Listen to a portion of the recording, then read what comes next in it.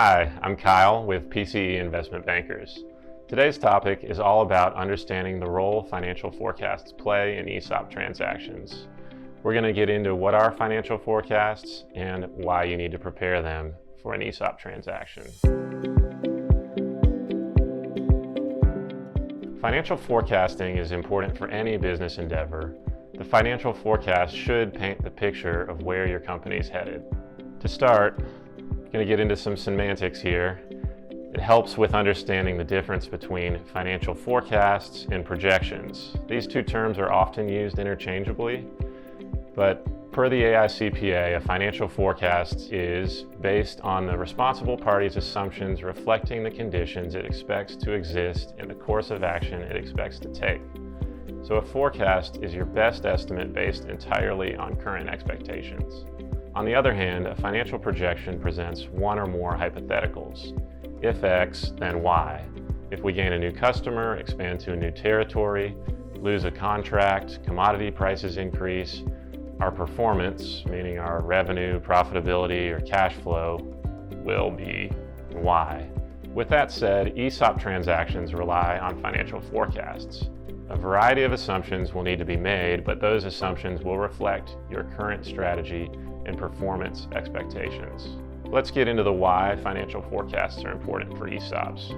The corporate governance and financial structure of ESOP transactions are unique. From a corporate governance standpoint, the buyer in an ESOP transaction is the ESOP trustee. The trustee is a financial buyer who's investing in your company's current management team. The trustee is investing in your company based on its existing capabilities. This is different from a strategic or PE buyer who would likely have a more hands-on operational role. A trustee is not going to come in and pull financial or operating levers. They're along for the ride with the existing management team.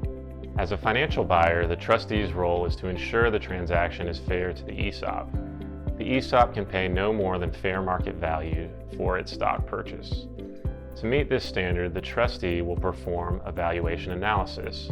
That valuation is a forward-looking exercise that will rely on the financial forecast. Financial forecasts are also important for structuring ESOPs.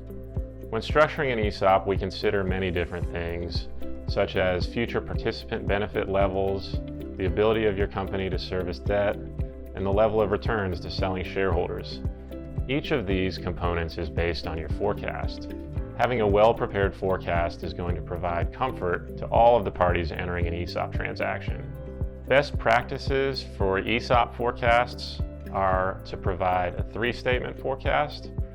That would include an income statement, balance sheet, and cash flow statement.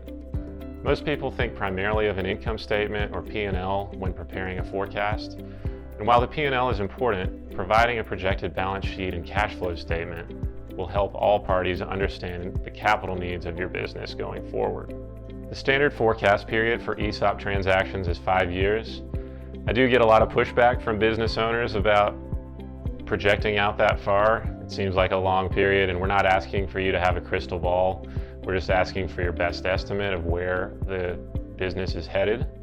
The 5-year period is long enough to ensure your company will have sufficient liquidity and cash flow to service the debt assumed in the ESOP transaction. If you don't currently prepare financial forecasts, I would recommend beginning now, as forecasts are refined over time based on feedback. So your forecasting ability will improve as you get feedback from your company's results. While preparing a forecast can be daunting, investing the time and resources in developing one will help with corporate planning and pave the way for a smooth ESOP transaction. Feel free to reach out or post in the comments below if you have questions on how to prepare forecasts. Make sure to subscribe.